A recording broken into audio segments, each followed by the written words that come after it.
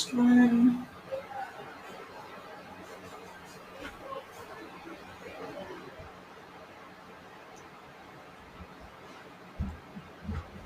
Alright, okay, so let's get started here. And we're going to be trying to get through 3 fairy tales this time around. Keep it under 30 minutes this time around.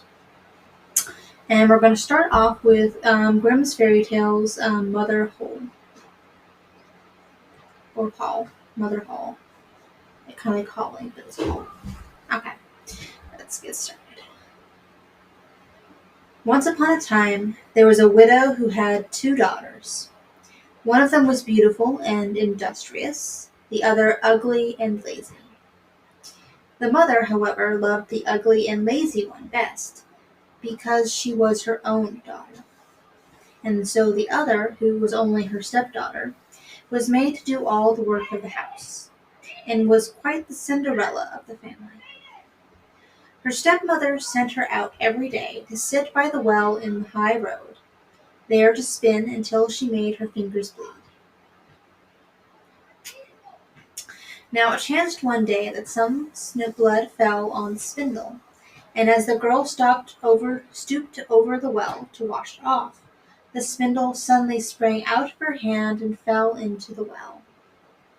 She ran home crying to tell of her misfortune, but her stepmother spoke harshly to her, and after giving her a violent scolding, said unkindly, "As you have let the spindle fall into the well, you may go yourself and fetch it out." The girl went back to the well, not knowing what to do, and at last, in her distress, she jumped into the water after the spindle.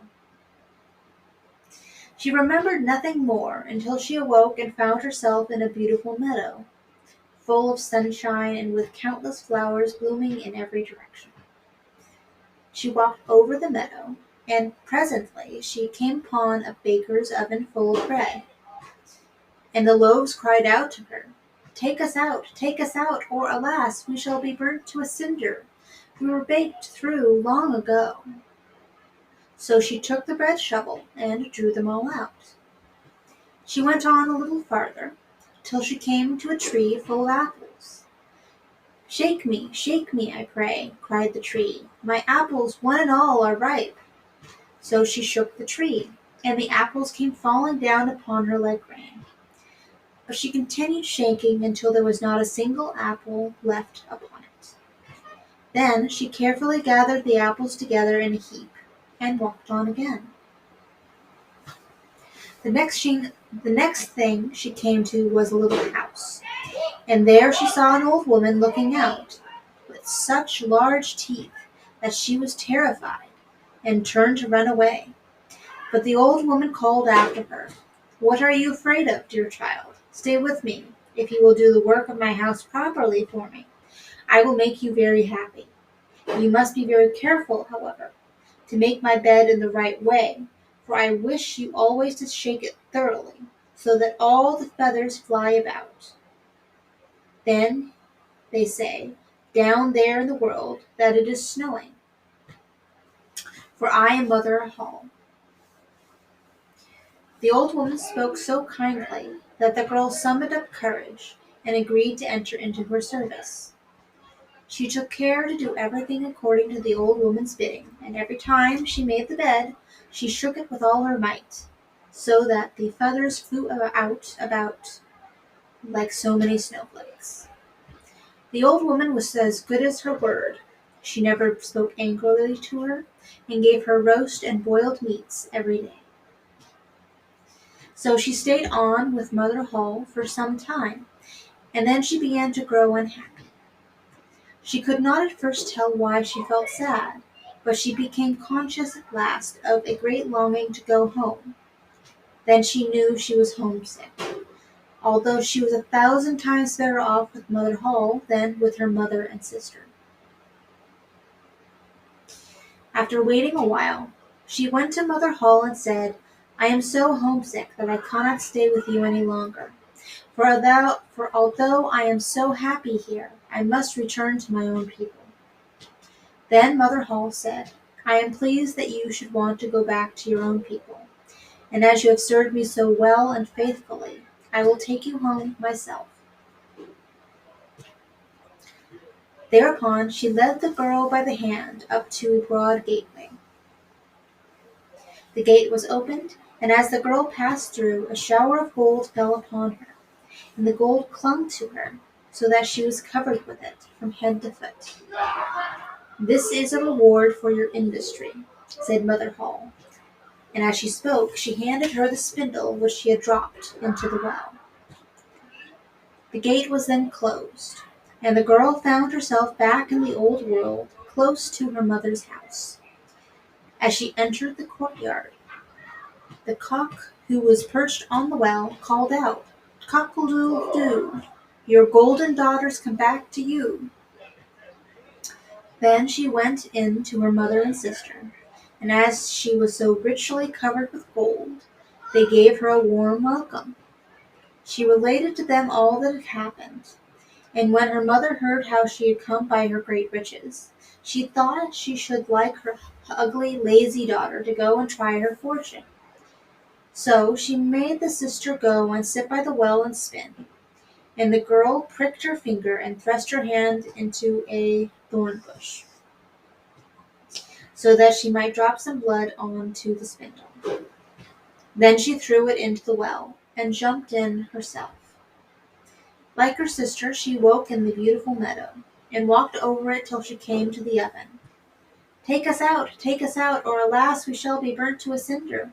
We were baked through long ago," cried the loaves as before. But the lazy girl answered, "Do you think I am going to dirty my hands for you?"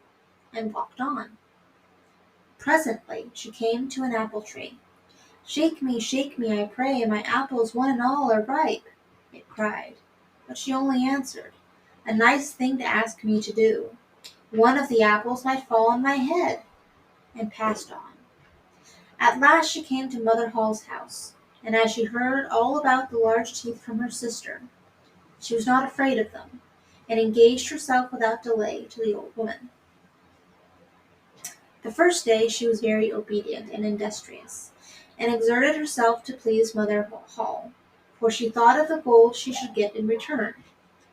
The next day, however, she began to dawdle over her work, and the third day she was more idle still.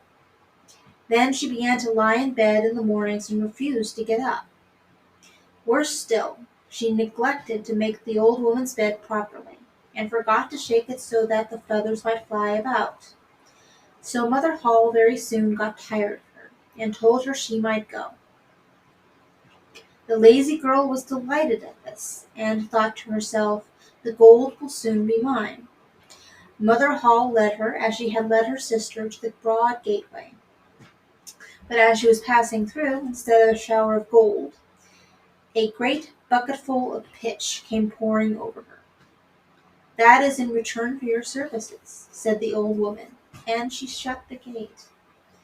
So the lazy girl had to go home covered in pitch, and the cock on the well called out as she saw her, "Cock-a-doodle-doo, your dirty daughters come back to you." But try what she would, she could not get the pitch off, and it stuck to her as long as she lived. Well,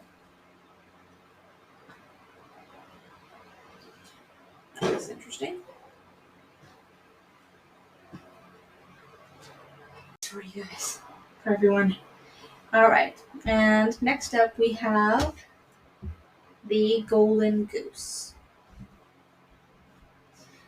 There was a man who had 3 sons, and the youngest of whom was called Dumpling, and was despised, mocked, and sneered at on every occasion.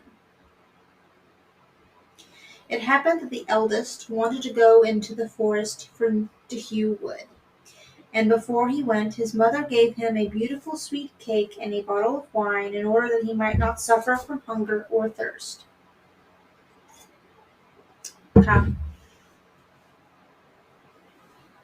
When he entered the forest, he met a little gray-haired old man who bade him good day, and said, "Do give me a piece of cake out of your pocket, and let me have a draught of your wine. I am so hungry and thirsty." But the clever son answered, "If I give you my cake and wine, I shall have none for myself, Be off with you." And he left the little man standing and went on. But when he began to hew down a tree, it was not long before he made a false stroke, and the axe cut him in the arm, so that he had to go home and have it bound up. And this was the little gray man's doing, in case you didn't know. After this, the second son went into the forest, and his mother gave him, like the eldest, a cake and a bottle of wine. The little gray man met him likewise, and asked him for a piece of cake and a drink of wine. But the second son, too, said sensibly enough, "What I give you will be taken away from myself. Be off." And he left the little man standing and went on. His punishment, however, was not delayed. When he made a few blows at the tree, he struck himself in the leg, so that he had to be carried home. Then Dumpling said, "Father, let me go and cut wood."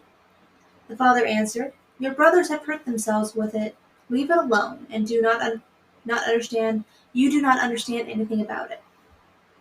But Dumpling begged so long that at last he said, "Just go then. You will get wiser by hurting yourself." His mother gave him a cake made with water and baked in the cinders, and with it a bottle of sour beer. When he came to the forest, the little old gray man met him likewise, and greeting him said, "Give me a piece of your cake and a drink out of your bottle. I am so hungry and thirsty." Dumpling answered, "I have only cinder cake and sour beer. If that pleases you, we will sit down and eat." So they sat down, and when Dumpling pulled out his cinder cake, it was a fine sweet cake, and the sour beer had become good wine. So they ate and drank, and after that the little man said, "Since you have a good heart, and are willing to divide what you have, I will give you good luck. There stands an old tree, cut it down, and you will find something at the roots." Then the little man took leave of him. Dumpling went and cut down the tree, and when it fell there was a goose sitting in the roots, with feathers of pure gold. He lifted her up, and taking her with him, went to an inn where he thought he would stay the night.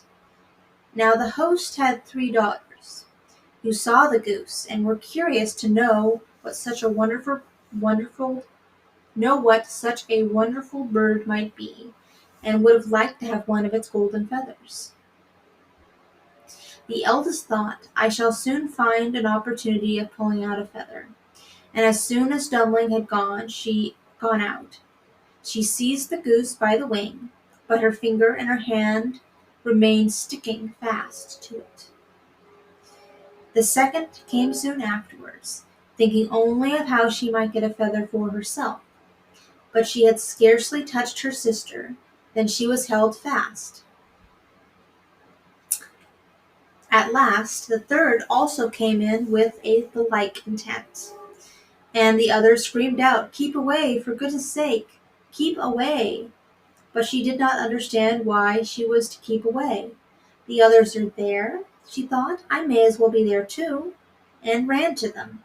But as soon as she had touched her sister, she remained sticking fast to her. So they had to spend the night with the goose. The next morning, Dumpling took the goose under his arm and set out, without troubling himself about the 3 girls who were hanging on to it. They were obliged to run after him continually, now left, now right, wherever his legs took him.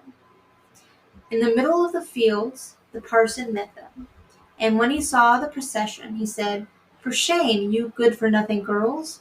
Why are you running across the fields after this young man? Is that seemly?" At the same time he seized the youngest by the hand in order to pull her away. But as soon as he touched her, he likewise became stuck fast, and was himself obliged to run behind.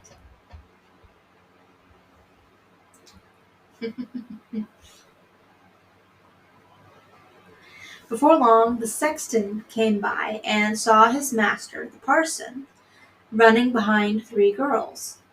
He was astonished at this, and called out, "Hi, your reverence, whither away so quickly? "Do not forget that we have a christening today."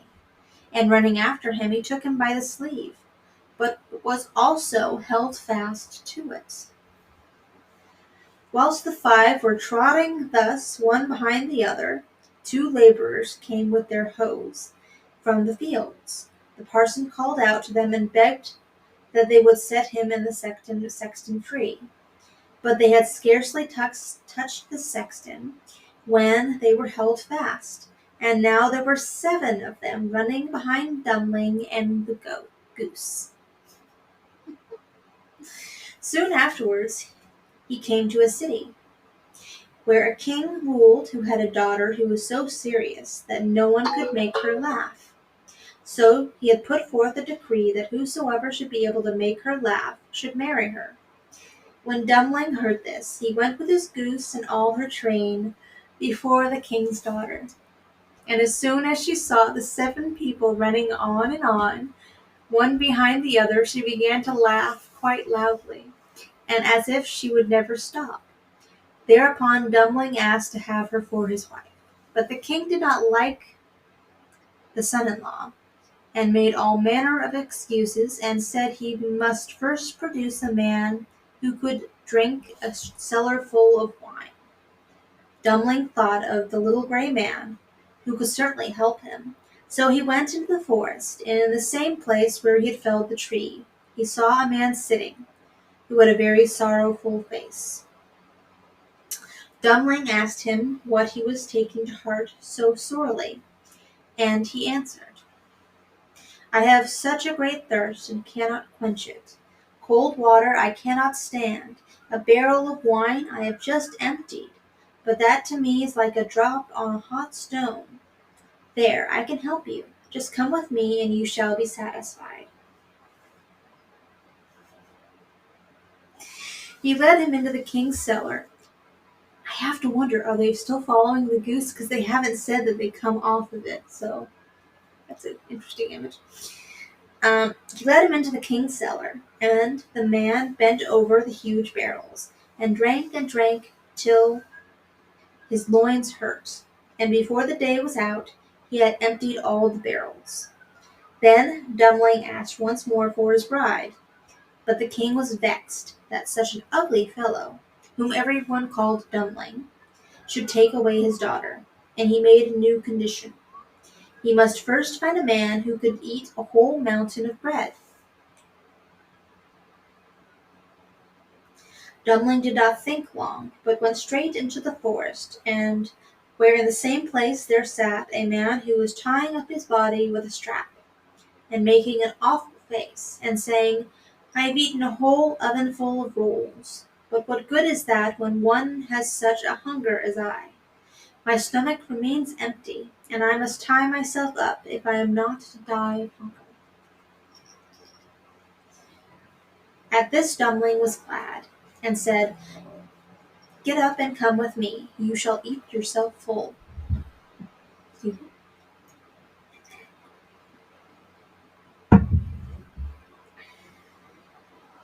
He led him to the king's palace, where all the flour in the whole kingdom was collected, and from it he caused a huge mountain of bread to be baked.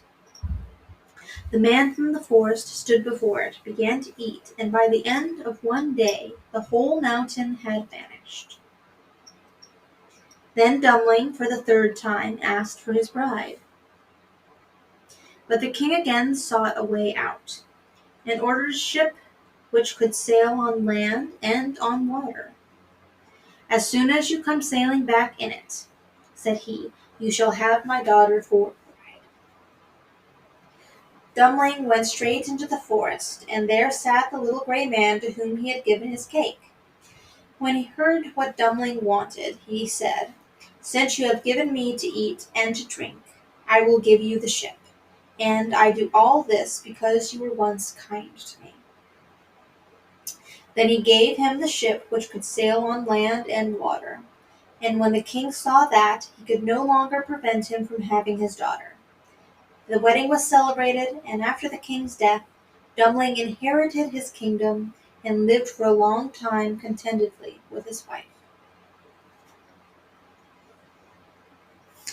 They don't mention that the people ever were released from the goose. So let me see. Let me just double check that because that's what I was thinking.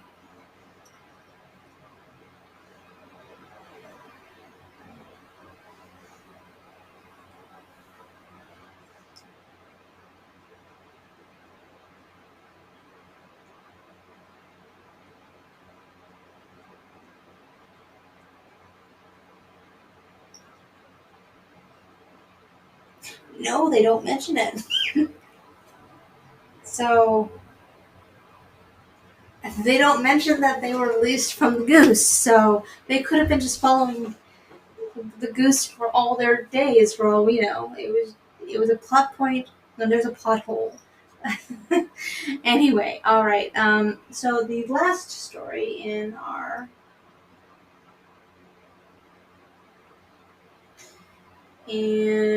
set of three is the Robber Bridegroom.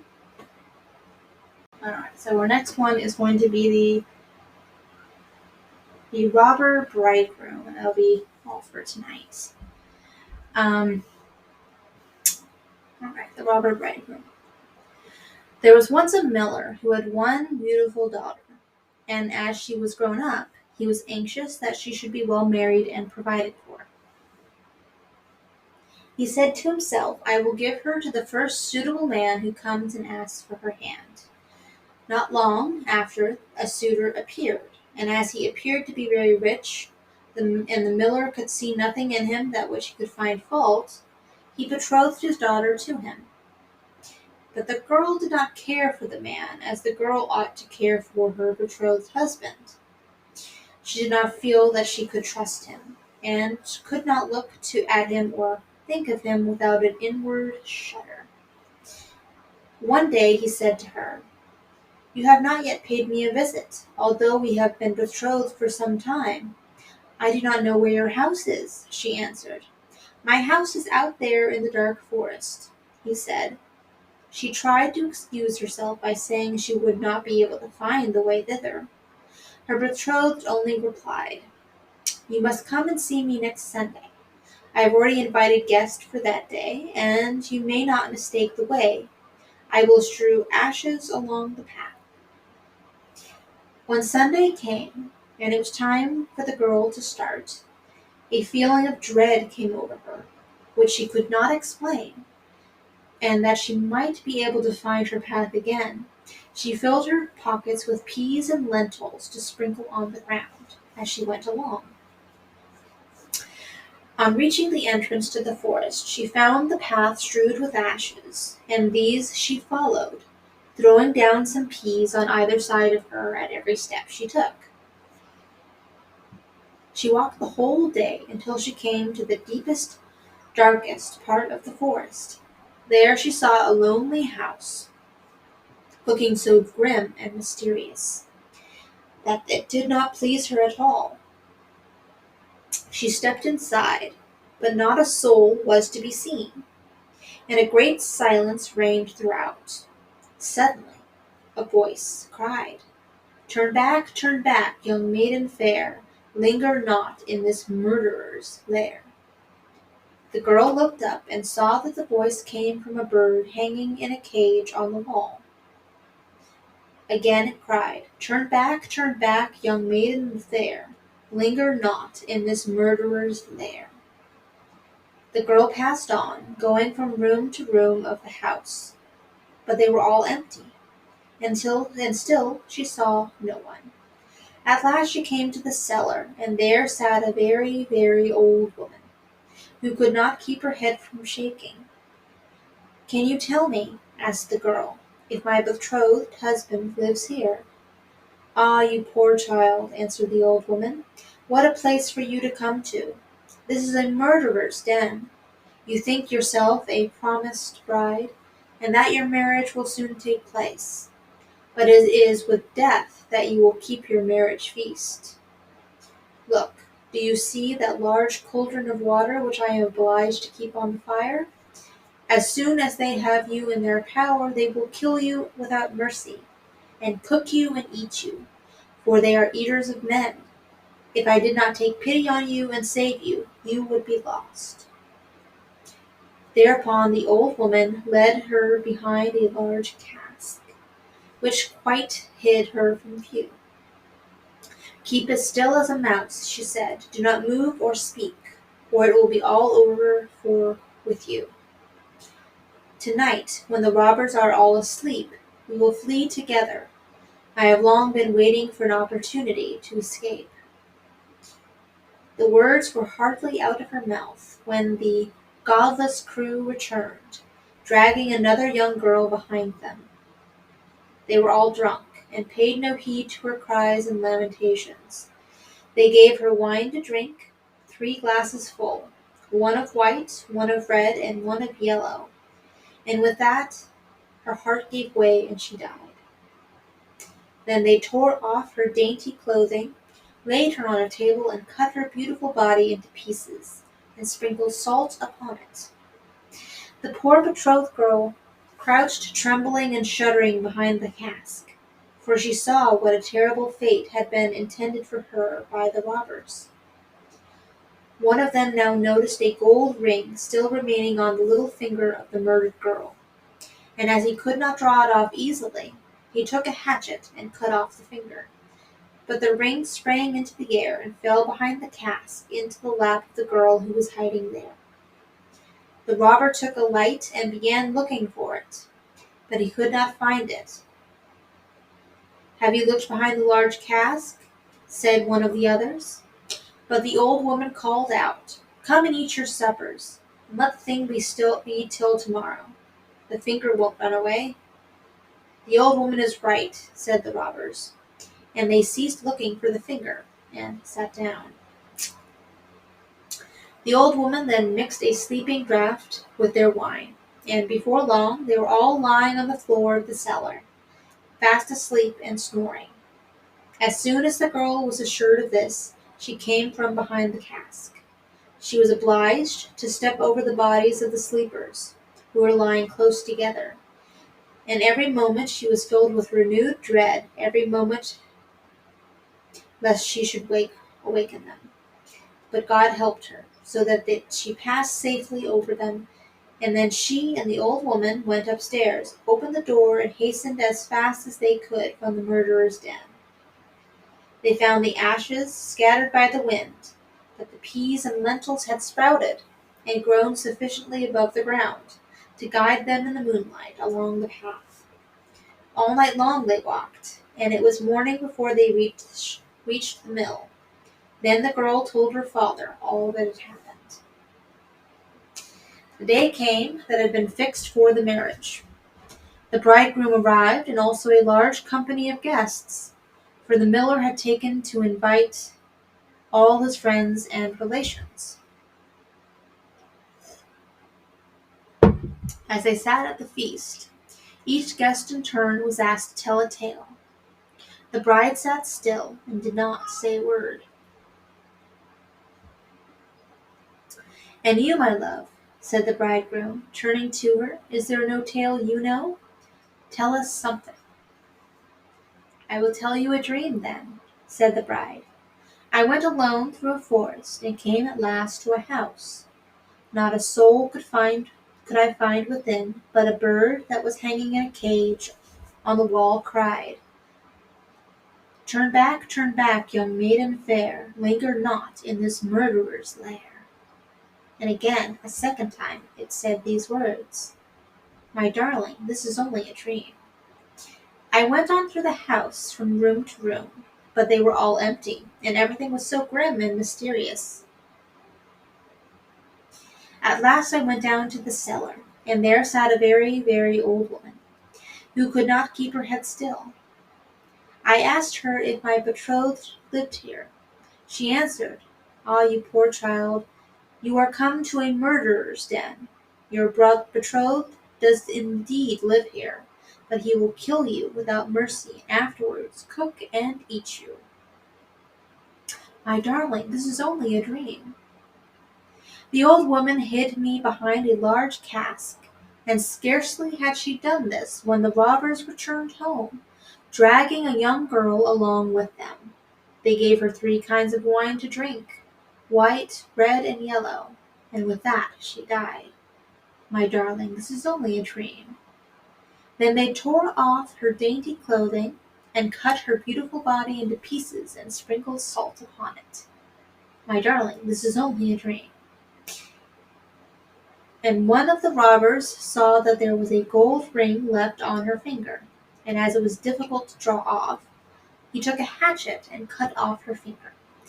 But the finger sprang into the air and fell behind the cask right into my lap. And here is the finger with the ring. And with these words, the bride drew forth a finger and shewed it to the assembled guests. The bridegroom, who during this recital had grown deadly pale, up and tried to escape, but the guests seized him and held him fast.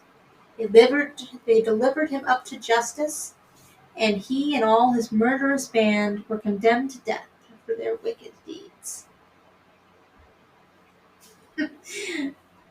Well, he gets his in the end. All right. Thank you all for popping in. And I said 3 stories, so that's what we'll be doing.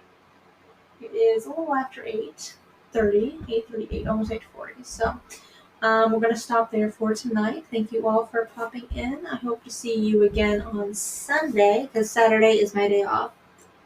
Not that I don't love all you people, but I have to have a day off occasionally. So Sunday is same time, same place. Once again, we'll be coming around again for our Silly or Surreal Sunday, and this is going to be the next chapter to Alice in Wonderland. So pop in around 8 p.m. and you'll see me once again reading from Alice in Wonderland, the next chapter. So thank you for popping in again. Have a good evening. Hope to see you on Sunday, and have a good night.